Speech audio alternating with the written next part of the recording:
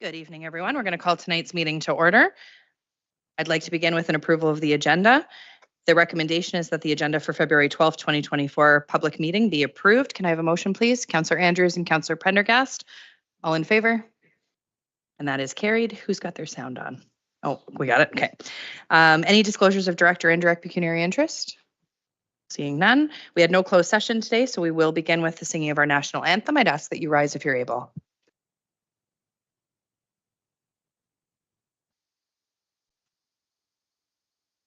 O Canada, our home and native land, true patriot love in all of us command. With glowing hearts we see thee rise, the true north strong and free. From far and wide, O Canada, we stand on guard for thee. God keep our land glorious and free.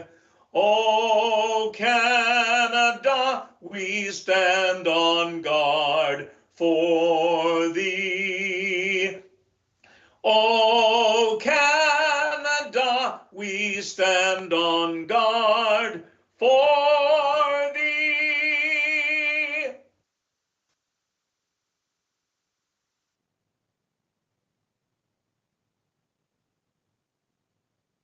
We would like to acknowledge the treaty lands and territory of the Williams Treaty Nations and the Mississaugas of the Credit First Nation. We also recognize that Dufferin County is the traditional territory of the Wendat and the Haudenosaunee and is home to many Indigenous people today. Tonight's meeting is being aired on public television and or streamed live and may be taped for later public broadcast or webcast. Your name is part of the public record and will be included in the minutes of this meeting.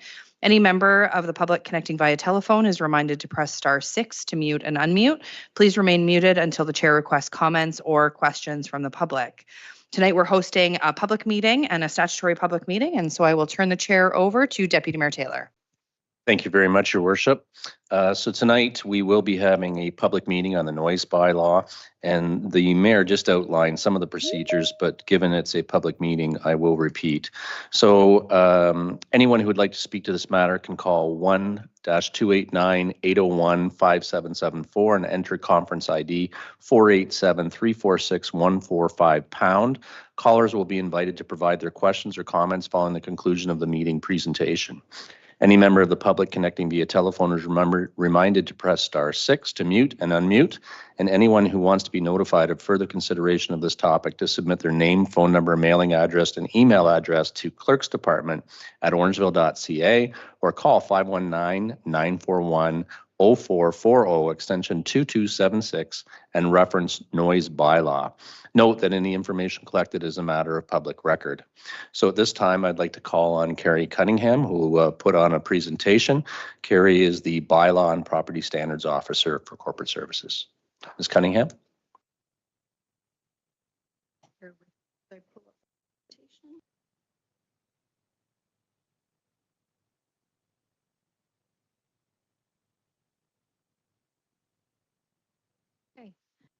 Good evening, Deputy Mayor Taylor, Mayor Post, members of council, and the public. Tonight's presentation will provide an overview of the key regulatory changes that have been incorporated into the proposed noise bylaw.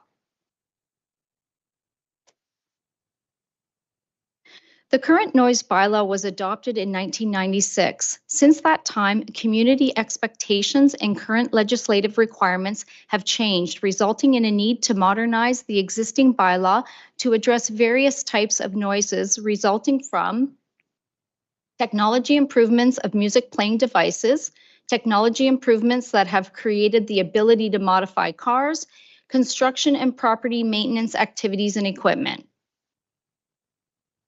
The proposed bylaw has been designed to create an administrative framework to control and prevent noise disturbances. As well, it provides a consistent approach with the regulations set out in the town's existing regulatory bylaws, and it includes best practices of surrounding municipalities' noise bylaws, relevant legislation, and court decisions. The following slides will provide a summary of the key regulatory changes that have been included in the proposed noise bylaw.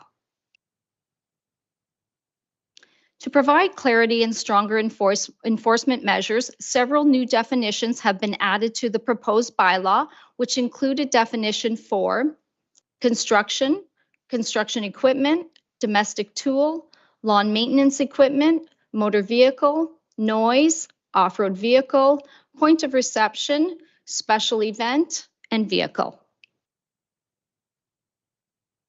Prohibited noises are set out in Schedule A of the bylaw. Noise means a sound or vibration that at the point of reception by its volume or nature is likely to disturb residents. The proposed prohibitions include operation of electronic devices with one or more loudspeaker intended for amplification, operation of an electronic device that amplifies sound in or on a vehicle, barking of a dog or any other animal, construction equipment without a muffling device that is in constant operation, operation of a vehicle on private property such that excessive exhaust or engine noise can be heard, operation of a vehicle on private property with any modified or performance exhaust such that excessive exhaust or engine noise can be heard, operation of vehicle horns or warning devices except where required by law, operation of an air conditioner, water pump, heat pump, or other mechanical device not in proper working order, activities such as ringing of bells, sounding of horns, yelling, shouting, hooting, whistling, or singing, and selling or advertising by shouting or amplified sound. Schedule B of the bylaw lists prohibitions by time for specific activities that create noise. Noise from construction and construction equipment are prohibited from Monday to Friday, 7 p.m. to 7 a.m. the next day, Saturday and Sunday, 7 p.m. to 9 a.m. the next day, statutory holidays, 12 a.m. to 9 a.m., and 5 p.m. to 11:59 p.m. Noise from domestic tools and lawn maintenance equipment are prohibited from Monday to Friday, 9 p.m. to 7 a.m. the next day, Saturday and Sunday, 9 p.m. to 9 a.m. the next day, statutory holidays, 12 a.m. to 9 a.m., and 5 p.m. to 11:59 p.m.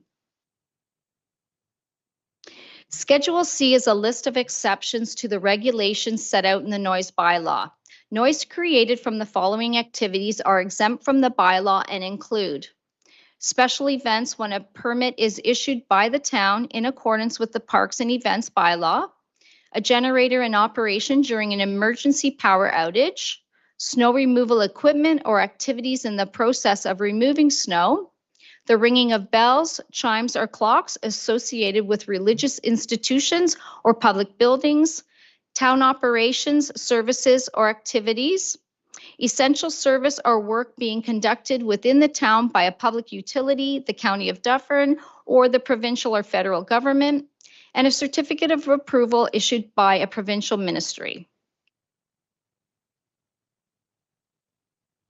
A section has been incorporated into the bylaw that sets out requirements for the issuance of an order. This wording is consistent with the town's existing regulatory bylaws and provides an officer with the ability to issue an order to a person who is in violation of the bylaw, requiring them to discontinue the contravention and or do the work or take action to correct the contravention.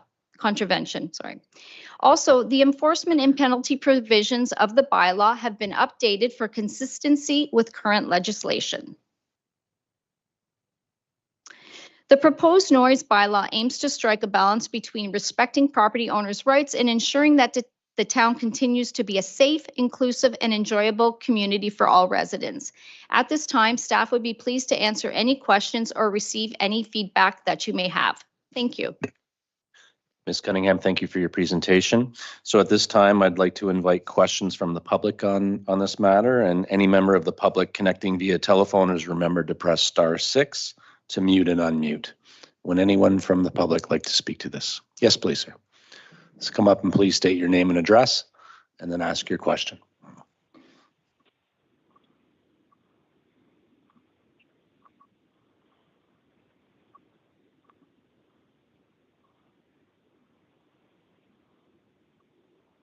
We get a mic on there on,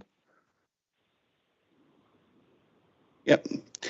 87 John Street, Orangeville, Trevor Castiglione, L9W2R1.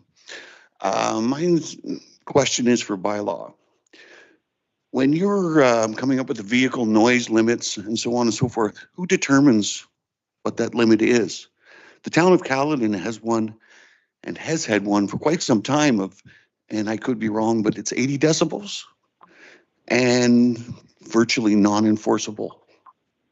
Their tickets only happen when OPP does an actual blitz for noises. So with this bylaw, the way it's worded, if a neighbor doesn't like that my motorcycle is running or my car is running and it's loud to them and they call and complain to bylaw, what's the limit? Is it your determination or is it an actual physical noise limit that you're going to go by? Because what you would consider loud, maybe I don't. Ms. Cunningham? Thank you for your question. Each incident, the bylaw staff would take as a one-by-one basis. We would conduct an investigation and proceed accordingly to what our noise bylaw process is.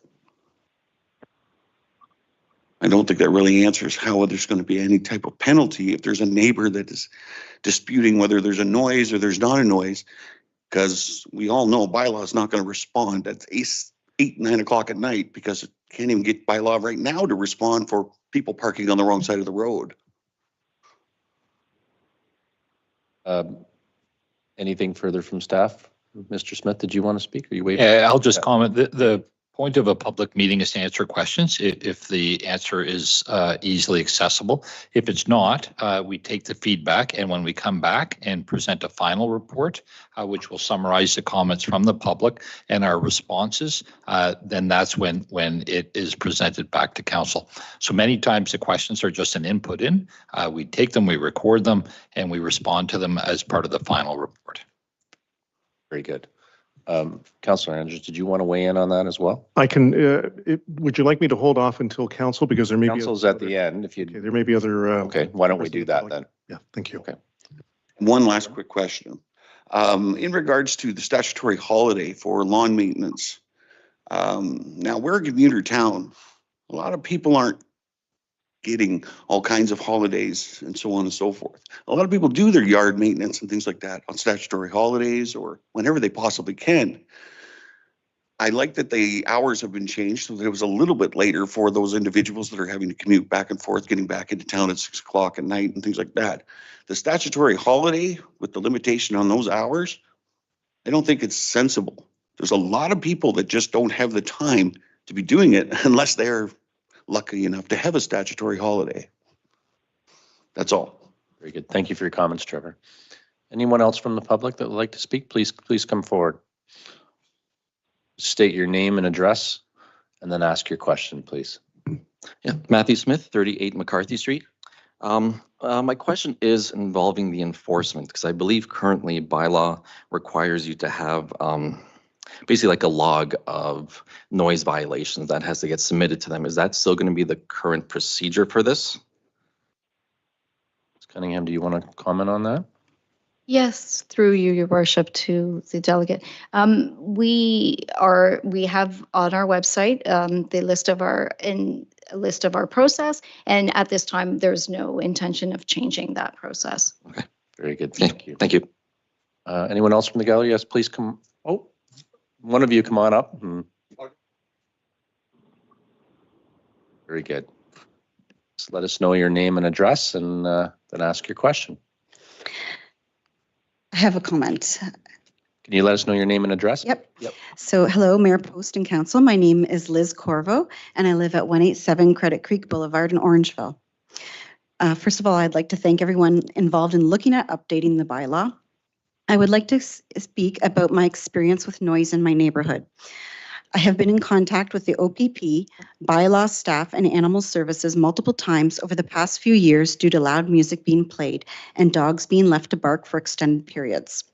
During the warm weather, 2 separate neighbors living on the street behind us have been blasting their music.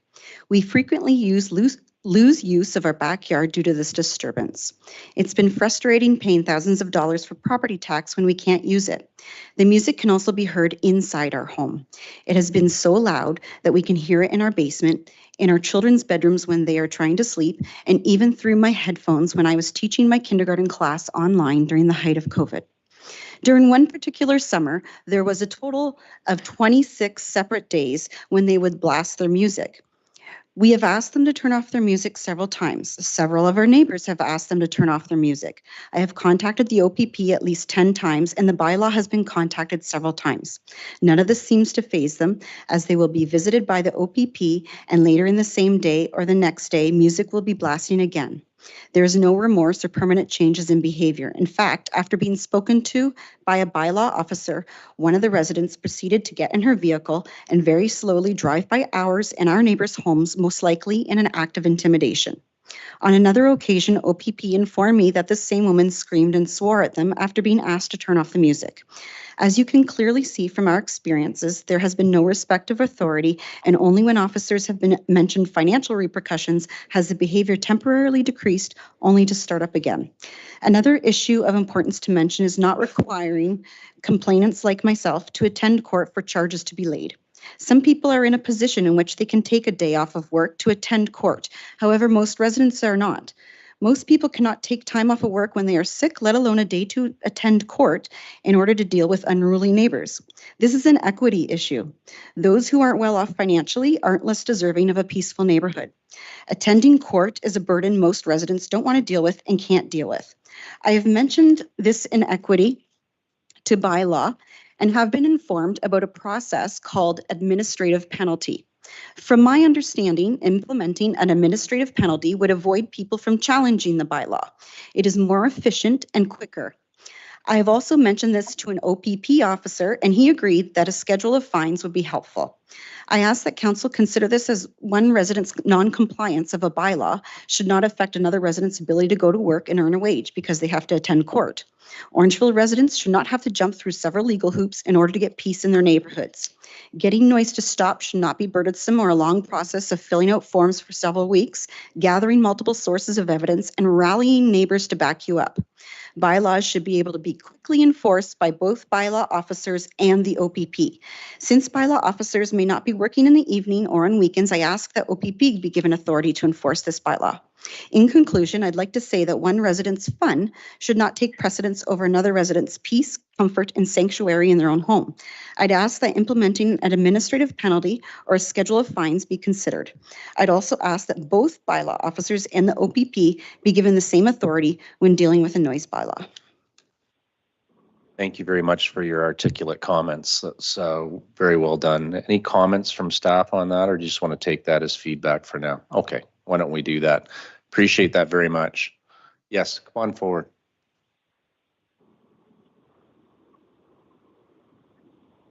You state your name and address and then ask your question. Hi, Marina Reed, 12 Karen Court. I wanted to come right after this lady because I have a very similar comment. It is a serious problem. I was suffering for almost over a year with exactly the same situation. The OPP came to know me quite personally and were at my door because of the neighbors almost every week. And calling the town wasn't as much help as the OPP, who told me the process of if I had to charge this person. I mean, it was pretty serious. And luckily, they ended up moving, but that hasn't solved the problem because people seem to feel that when they go out into their backyard, if they put up big fences, because they can't see you, they don't seem to recognize that their music is going in that direction as well. Some of the communities have very small yards. It doesn't matter if the music's loud, if you have a big yard or not, but if your yard is 25 by 40, it's basically closets that are linked together. And music should not be outside the house. So I would suggest the bylaws in Collingwood and Blue Mountain and Grey Highlands have addressed this issue. And theirs is not, it doesn't have a cutoff time, like 11 o'clock when music's supposed to go off. It's 24 hours and the noise can't be more than 50 feet from your door, which even if you have a closet backyard, 50 feet would be sort of in the middle area. And it means that you can't have your music outside on your deck. It has to come from inside your house and be reasonable. And as this lady was pointing out, it is a fine penalty and it can get pretty steep. So it means that people have to start respecting the fact that if they don't have common sense and courtesy themselves, that there is going to be some consequence for them. And it's exactly the same with dogs barking, but I can almost deal with that better than I can listening to, and sometimes extremely crude music and very offensive language in the music that's being played. And exactly the same comment. Why I can't even, I love my place in the winter, but I dread summer because rarely can I be outside in my backyard unless I'm trying to enforce it, and the police have told me that I shouldn't do that, and they're right, because it becomes really dangerous. So I really think that this is a serious issue that needs to be looked at. Again, I'm glad that you have put this out, and I really do hope that something concrete comes from it, because it is really becoming divisive in the community, and that's really seriously unfortunate, because it is a beautiful town and we really should all be able to enjoy our yards. Thank you. Good. The sole purpose of this meeting is exactly what you just did, and thank you very much for coming forward and speaking so well and sharing with us what that means to you. It's exactly what we need to hear. So thank you, and I know council will have commentary, and I'll hold mine until we all speak as well. But thank you for being here today. Well, I'm really grateful for the opportunity. I mean, I know there are a lot of other people who aren't comfortable to speak, and so I am speaking for many others that have the same feeling. So, and I am more than happy to be available for any question or going forward. So That's great. Thank you so much. Well, you did a wonderful job for everyone, so thank you. Mr. Ugolini, do you want to speak? State your name and address again for us.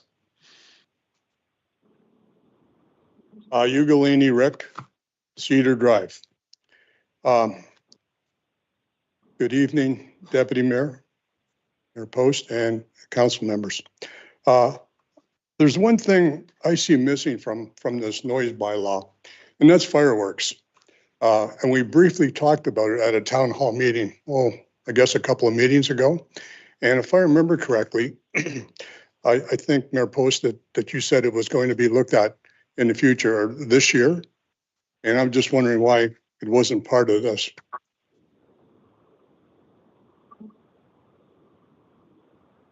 Kevin, you wanted to speak to that?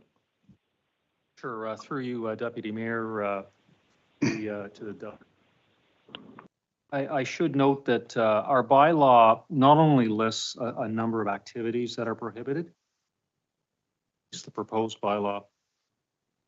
Section 3.1, Section 3.2 talks about the activity listed in Schedule A that my colleague has spoken to. Section 3.1 also prohibits any creation of noise that will be likely to disturb the inhabitants. So we have certain activities that are prohibited, but if something else creates noise and from its point of reception disturbs the inhabitant, it is considered noise and it's considered a breach of the bylaw. We can't create a list that's, it would be an endless list if we tried to come up with every single thing that could create noise. We've given some examples in our appendix attached, but we would also rely on the first section that would allow us to enforce noise created by such things as fireworks and other things that managed to put. Thank you. Mayor Post would just like to weigh in as well. I just wanted to add additionally that fireworks provisions are covered under the special events bylaw, but I believe that they're covered under another bylaw as well, and I don't remember which one, and I think it was on our list, which was what we had discussed. So that might be what Mr. Ugolini is referring to, but I do know that the noise from them is covered under this in one of the, as Kevin had said, in the provisions of noise. We don't live that far apart. And if you remember last year, 1 o'clock in the morning, There's which lots is of fireworks in our neighborhood. There sure is. ridiculous. Appreciate your comments, Mr. Ugolini. Thank you. Thank you. Thank you, Mayor Post. Any other comments from the gallery? Okay, and we have someone on the line? Okay, so caller, if you could just press *6 and then ask your question. You can state your name and address. That'd be great too. Caller, are you on the line? Yes, Robert Sinclair. Okay, and your address, sir? Fieldgate Drive, Orangeville, Ontario. Very good. And what is your question, please? Well, good evening, Mayor Post and councillors. I have a yard works company in Orangeville here, and my question just is about the start time, the 9 a.m. on the Saturday and Sunday. Is there any reason why it couldn't be 7 a.m. on those days? Just we're trying to beat the heat as a company with like staff out there.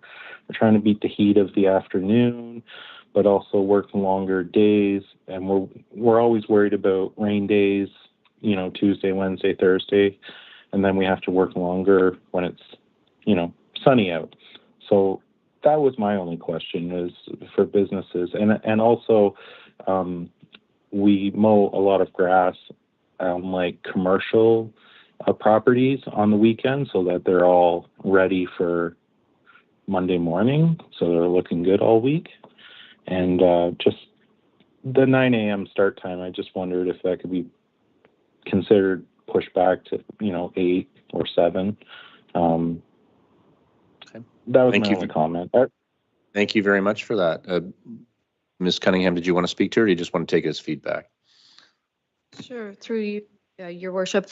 Council or staff can take that back and make that part of the recommendation. Very good. Thank you. Okay, do we have anyone else on the line? No. Okay. Anyone else from the gallery? Seeing none? Oh, yep, please come on back up. You have to come to the microphone, sorry, because people online and watching on video won't be able to hear your important comments.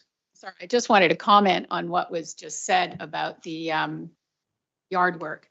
I think it just said 9 o'clock on the Sunday, and I think there has to be one day where noise doesn't start at 7 or 8 o'clock. There's a lot of people that are quite grateful to be able to say, okay, at least this day I can sit and do something without being affronted by noise. And again, it's important to remember that some communities have very tiny backyards, and 7 o'clock every single morning, sometimes it is that every single morning. 9 o'clock is a little bit of a break. And if it's only one day, it would be almost better to do it a little bit later than starting at 7 o'clock every morning. So I just wanted to make that observation. Very good. Thank you for that. Okay, so can I just ask one more question? Sure. Is there any way we could start, say, 7 o'clock only on commercial properties, and residential properties would be at 9 o'clock? Okay, I think your commentary is duly noted, and staff is making notes. So thank you very much for that. Yeah, no problem. Okay, can we close that line now? That'd be great. Can we? We'll turn it over to council, and I think Councillor Andrews, you'd like to kick us off. I would, Deputy Mayor Taylor, and thank you. And I also want to thank our general public. I want to thank each one of you who have expressed your thoughts on this. I want to thank those that live on my street. I want to thank those that are aware of, you know, other neighborhoods. And what I wanted to ask, more importantly, bylaw, do we have a decibel threshold device? Because one of the comments that was made was referring to a decibel level. And, you know, some people, it might be louder to some, it might be not loud enough. And I think that, I'm not sure if this is something that would be found in other municipalities, but again, a takeaway but do we have that kind of equipment that is being used by bylaw, or is it more subjective? Thank you, Councillor. Thank you, Deputy Mayor. We do not have equipment right now that measures the sound. I think the only municipality that we're aware of that does have that is Caledon. Okay. And there are some enforcement issues related to equipping people with meters and establishing decibel levels is usually left. Some might call it a little more subjective, but it's usually left to a noise level that the courts are quite comfortable with dealing with, and that's a level that's likely to disturb the inhabitants. The courts have ruled, especially recently in the Ontario Court of Appeal, that definition of sound is appropriate, is legal, and is enforceable. And based on the circumstances of the specific complaint and the investigation, and based on the evidence that is brought into court, court can reasonably determine whether or not a conviction under the bylaw could be found, conviction registered, solely based on the threshold of a noise that's likely to disturb an inhabitant. Again, it all comes down to the specifics of every single case. I think it's that those are my only comments, Mr. Councillor. Follow up to this. Please. Pertaining to punitive frequent flyers. Again, I know that this is an opportunity for feedback, input, and I really feel strongly by some of the comments that have been made. There needs to be some teeth that enables you to penalize those that are constantly disrupting a neighborhood or neighborhoods. The other point, and I looked under the information that was provided regarding vehicles. As I've spoken to council before about EVs, many of the EV manufacturers, because of the silent nature of these vehicles when they're driving, they're now going to be incorporating, I guess, a sound device to allow the general public to know that a EV vehicle is actually driving down the road. Again, I don't know what the audible threshold is for those, but it has to be loud enough for someone to actually hear the vehicle, unlike an ICE vehicle, which is an internal combustion motor. Many of the problems that have occurred with pedestrian accidents has been because of the fact that pedestrians didn't hear the vehicle. So again, just food for thought and something to have as part of possible input into this this new report. Very good. That's all I've got. Thank you, Councillor Andrews. I imagine you'll just take that as feedback. So good. Councillors, I want to go in the end there. Councillor Stevens, and then we'll work our way to Councillor Sherwood. Thank you, Deputy Mayor Taylor. So my question is, sorry, in the Schedule B, the times, do our neighboring communities have the similar times? And if you don't know off the hand right now, that's fine. Just if you could get back to us. Thank you. Very good. We'll take that away. Councillor Sherwood. Yes, thank you, Deputy Mayor Terrell. I'm just going to make a comment regarding Schedule B under the lawn maintenance equipment. I can see the later start on Saturday, Sunday, and statutory. I would be in favor of, say, an 8 a.m. start. It's a little hard to say have till 7 a.m. Monday to Friday and have a different time on Saturday, different time on Sunday. So it would be recommended to have consistency within Saturday, Sunday, Monday. 7 a.m. still seems a little early to me, to some people that want to perhaps sleep in, but if they come up with some type of commercial type of rationale, that's fine. But I think of the back to the statutory holiday, and think of people that have come home from Victoria Day weekend and decide that they don't get in till 6 o'clock and they want to do some whippersnipping or cutting their grass at 6 o'clock on the holiday Monday and they can't. So I was kind of hoping that maybe you could consider having that a little bit later. It's still daylight. I can't see anybody really sleeping at 5 p.m., but I don't know for sure. Obviously there are people that, work shift work, but that's just my comments about timing. Thank you. Very good. Thank you, Councillor Sherwood. Councillor Pendergast. Thank you, Deputy Mayor, through you. I have a couple of points or questions. In Schedule A, it mentions the sounding of horn, yelling, shouting, hooting, whistling, or singing. In other municipalities like Pickering in 2015, that had been used several times. I'm not going to say against a family, but a family playing in their backyard. And I think that these provisions sometimes could unjustly or unfairly target children playing in their backyards. And I was wondering if there might be any kind of provision where we could preclude children from that. And also those living with different developmental abilities in their backyard without the ability to self-regulate on their own private property. So I was just concerned about that, and I don't know if other municipalities have provisions in that regard for that. Great commentary. Thank you. Again, going to take that away, or Kevin, did you want to speak to that or no? One very quick Sure. comment. In any bylaw that's enforced, it's obviously investigated by bylaw enforcement. We also have the benefit of going one step further, and that's taking the evidence and bringing it to the prosecutor, who is the one that's going to represent the municipality in court. And that is a phenomenal check and balance when these allegations come forward and charges are not laid unless we receive advice from our prosecutor that takes those types of circumstances into account. And I think that should alleviate, or at least provide us with an extra check and balance. Thank you very much for that, Kevin. Mayor Post, do you want to weigh in?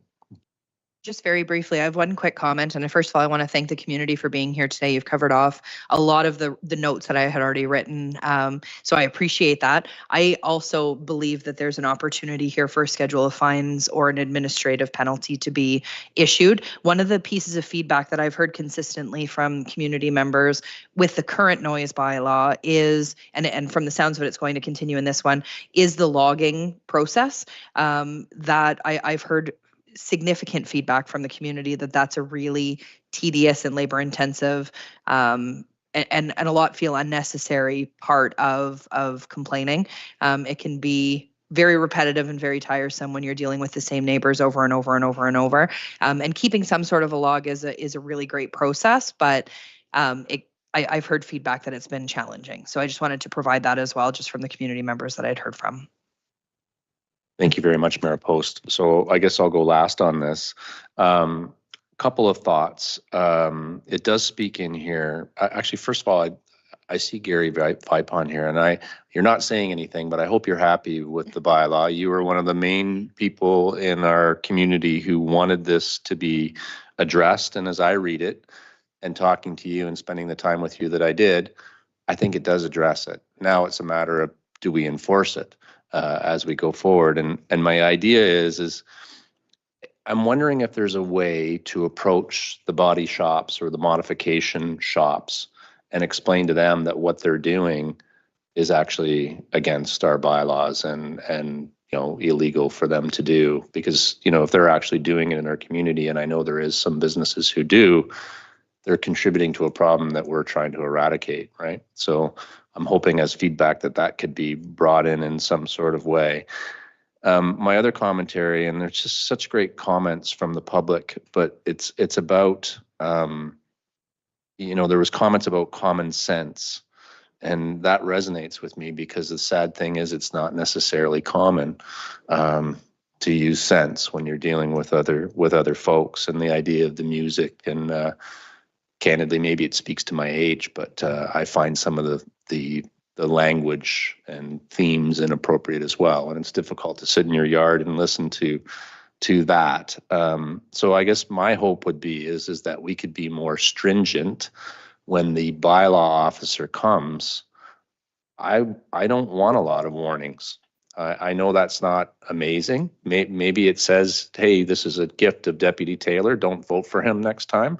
But I don't want them to not get a fine. I want them to be ticketed and told that it can't be done. And I'd like escalating factors in it. You know, this cost you $100, and next time it's going to be $500, and next time it's going to be $1,000, and it's going to hurt because you're being ignorant, quite candidly. So I'd love to be able to see us do that. And just for the public, you know, as Mayor Post and I have the honor of sitting with the OPP, we talked about the OPP a few times here tonight. They are trying their best to help us enforce our bylaws. The reality is they only have so much time and so many people to be able to get to the places. So they can't be everywhere and they can't get everything done. And it's a very similar thing for our bylaw officers. So we need to keep all these things in mind, but it doesn't change the fact that, you know, it's wrong in terms of what people are doing and the way that they're acting and reacting. So I guess the idea here is this is going to go through, but there's still going to be problems and issues as we go forward. We're just going to have to make sure that we're all reporting them and holding hands and holding each other accountable to make sure that those fines are issued. And I hope that makes sense. It's just, it's not going to be perfect, right?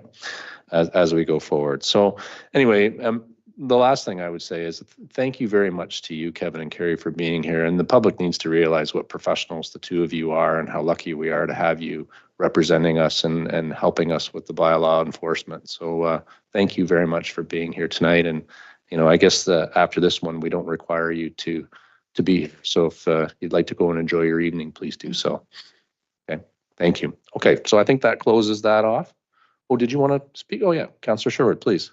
Thank you, Deputy Mayor. I have a comment and then I have a question. So my comment for those of you that are just being made aware of this, I just wanted to make a comment that the modified muffler noise thing, we are not going to be having bylaw officers chasing people around in subdivisions and on streets. That's what the police are for. Our bylaw officers will not be doing that. So I just want to make that clear. My question to Ms. Cunningham is, I'm trying to get my head around under Schedule 6, there's mention about snow removal equipment, and I wanted to touch specifically on people using their snow blowers in the morning, like early morning. And I see that we're kind of covering off the lawn maintenance where that's lawnmowers, but we also have the issue of snow blowers. Now, I'm very respectful that someone might have to get up and get out of their driveway because there's a windrow and they have to blow it out at 6 a.m. Hopefully they're just getting themselves out with their snow blower and not doing a full clean sweep. But is there anything in here with regards to regulating residential snow blower usage and a time frame for that? Ms. Cunningham? Through Deputy Mayor. In the exceptions, Schedule C exceptions to the bylaw, number C, snow removal equipment or activities while engaged in the process of removing snow are exempted. So those activities are exempted from the bylaw. So there is no time frame. Very good. Thank you. Councillor McIntosh, I'm sorry you're not here today. Did you want to speak at all to this item? No, the only thing I would say, the gentleman was asking about the fireworks noise, etc. We do have a very good currently a fireworks bylaw.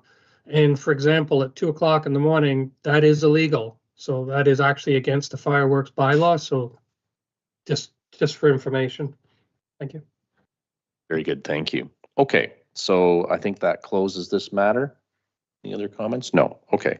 So that will close this off. We will go into item 9.1, which is a statutory public meeting, building permit fee review and update. And I will outline the procedures if you could bear with me. Anyone who would like to speak to this matter to please call 1-289-801-5774 and enter conference ID 487-346-145#. Callers will be invited to provide their questions or comments following the conclusion of the meeting presentation. And any member of the public connecting via telephone is reminded to press *6 to mute and unmute. And anyone who wants to be notified of further consideration of this topic can submit their name, phone number, and mailing address and email address to Clerk's Department at orangeville.ca or call 519-941-0440, extension 2276, and reference building fees bylaw. Note that any information collected is a matter of public record. And at this time, I'd like to turn it over to Bruce Ewald. Thank you, Bruce. Thank you, Deputy Mayor Taylor and Mayor Post and Council. Let me just get this.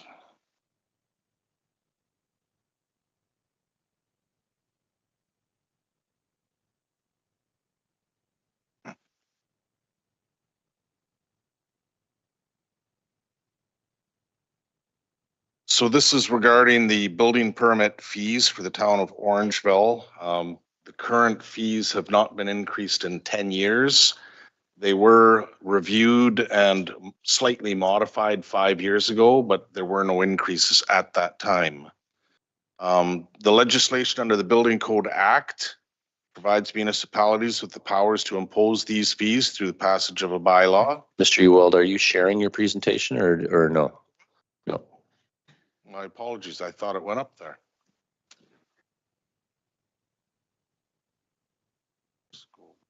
Thought you were wowing us with your dapper shirt instead of your presentation.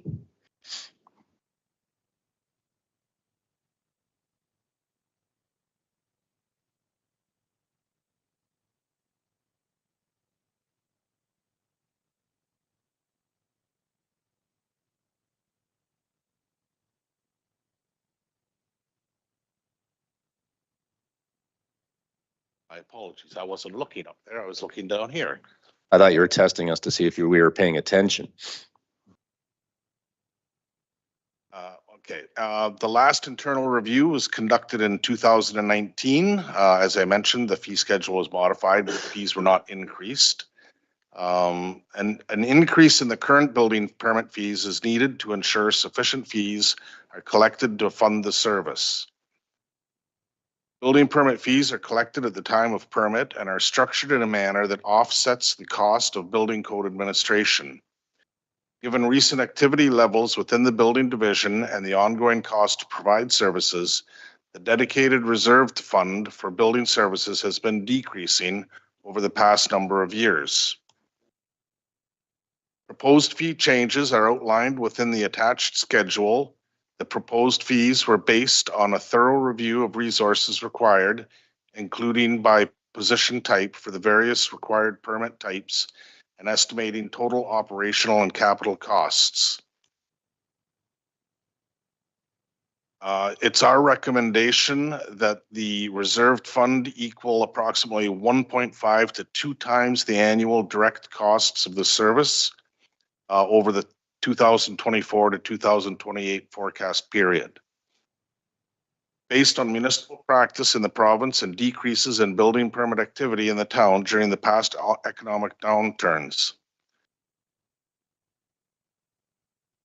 So we're recommending that we recover reasonable costs of administrating and enforcing the building code and provide reserve fund contributions for sustainable delivery services and maintain market competitiveness with neighboring municipalities.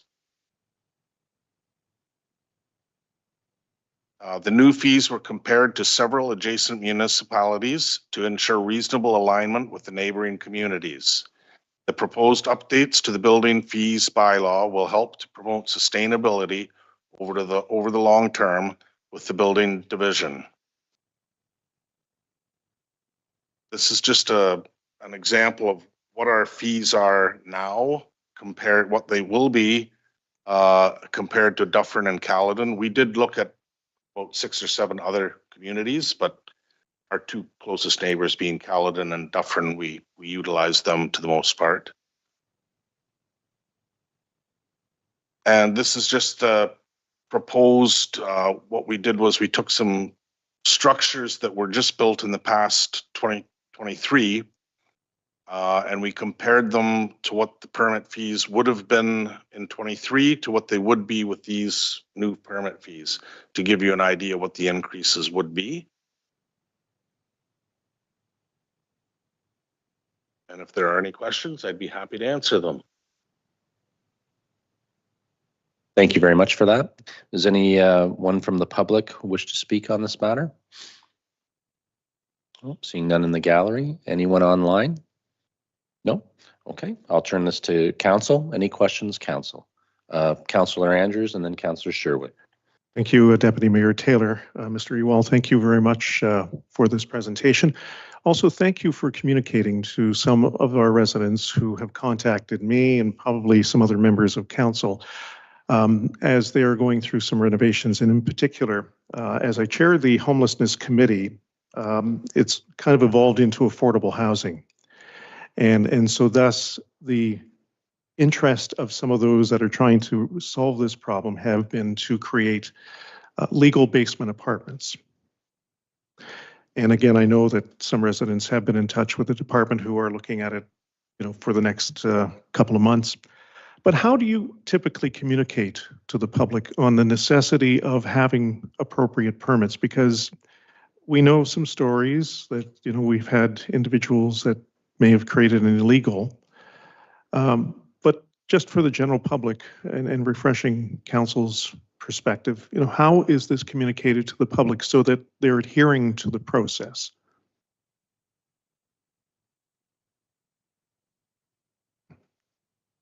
We have it on the website, and my staff is constantly trying to communicate this to people when we're out there. They will stop in if it appears there's work going on somewhere and it does not appear to have a permit in place. We will stop in. We try to be very polite when we're doing so and speak to them. Sometimes it's work that doesn't require a permit. Sometimes it does. And again, we get numerous phone calls from the constituents on a regular basis asking, do I need a permit for this or for that? I think that clarification has been very helpful for those that that are concerned and want to do things properly. But we do have, and I'll use this term carefully, we have some fly-by-night renovators that will come into town and because someone automatically purchases a home and they want to have some additional revenue and they know the pressure points we have in our community as for affordable housing. And again, I think it's based on the waste bin that might be out front, activity with a lot of vehicles coming and going, but sometimes it's under the radar. So thank you again for all that you and your group does. Thank you, Councillor Andrews. Councillor Sherwood? Thank you, Deputy Mayor. Councillor Stevens. Oh no, and then Councillor Stevens. Yep. Okay. Yep, you're up. So this is more of a comment. I'm pleased to see, pleased to see the price increases, only because from the budgetary part of it, that you're supposed to be a break-even department where what you're getting in is supposed to be what you're getting out. And notably, in the last few budgets, there's been a substantial amount of money needed to take reserves to help balance that out. So that's really been concerning to me, that our reserves in the building department is depleting. So I think that this increase will obviously help offset that, because I know the budget we were presented this year, it looked like we were going to be borrowing over $100,000 for several years out of our borrowing, taking from the reserves. So my comment is that you will probably get support from me for the increase, because I do not like to see these reserves being depleted in order to break even that operation of the department. Thank you, Councillor Sherwood. Councillor Stevens? Thank you. Through you, Deputy Mayor Taylor. If a contractor is out working in someone's house and you guys stop by and there's no permits and they should have got a permit, can you fine them? Through you, Deputy Mayor Taylor, to Councillor Stevens, yes, we can. Generally, what we do is the permit fee is not always doubled, but within our building bylaw, there are set points that the permit fee is increased by a certain percentage, up to 100%, if they've gotten quite a ways along. And that's typically how we do it. We can issue a ticket, but it's much easier to just increase the permit fees. It's usually quite a bit more substantive that way. Thank you, Councillor Stevens. Councillor Prendergast, and then Mayor Post. Thank you, Deputy Mayor, through you. I have something maybe to consider. Given our national housing crisis, I was wondering if it would be in best interest if we went further to reduce municipal red tape in eliminating a permit fee for creating a residential basement apartment. If that would encourage people to create legal units for residential apartments and not have the permit fee be a hindrance or a deterrent for creating that additional housing in our community. Mr. Ewald, I don't want to put you on the spot. You're welcome to speak. That's a can of worms. So, Peter Taylor, I was expecting that question. Oh, good. I would really hesitate to do that. Probably 85 to 90% of the permits that we are getting for basement apartments are not from homeowners that are trying to supplement their mortgage payments. This is a business for a lot of people out there. They're coming into town, they're buying up houses, they split them into apartments, and then they rent them out. They're not living there. They're not even living in town. It's a business. There are definitely homeowners that are wanting to supplement their mortgage payments, and I'm all for that. But as I say, 85 to 90%, I would think it's a business. Thank you very much, Mr. Ewald. Mayor Post. Thank you very much, Deputy Mayor Taylor. My comment was just going to be for council so that they're aware, but I sit on the committee at the county for the community services and planning. And that committee actually just went through this process at the county level. Now I do know, and I don't have it in front of me, I was trying to pull it up while you were talking, but if I recall correctly from those meetings, there was a step up process because the county was so significantly far behind on their building permit fees. So they were raising them slowly over the course of, I believe it was 5 years. When you looked at them as a comparator, what year were you looking at? Were you looking at the 2024 numbers or further ahead to, because I noticed that some of ours are a bit higher than where they're at now. Is that to take into account their step ups? Mr. Ewald? Yes, Mayor Post. I was looking at the 2026 fees. Caledon does the same. They increase their fees every year. I personally, from a building background, builders don't like it when you're changing the fees every year. They can't. When they're pricing, they like to know this is what I'm paying, permit fees. So that's why I'm trying to make something that's consistent over the next 5 years. Perfect. Thank you so much. Okay. It feels like it's off topic, but we don't get you here very often. So I thought maybe we could ask you a few questions too. The piece about basement apartments, it's such an interesting thing. And, we hear people will call us as counselors and say, you guys are missing the boat. There's thousands, hundreds, tens, whatever the number is, of illegal basement apartments in our town. My sense is you're incredibly tuned into this. What's your take on that? Is this a problem? Or not? On a scale of 1 to 10, and 10 being high, is it a 2 or an 8? It's probably closer to an 8. It is a real issue. What do we do? Typically between the building department and the fire prevention department and the bylaw department, we pick up on a lot of these. We don't let them rest. If we get an inkling that there is one, we are limited. If we show up at the door and they tell us to go away, there's not much we can do.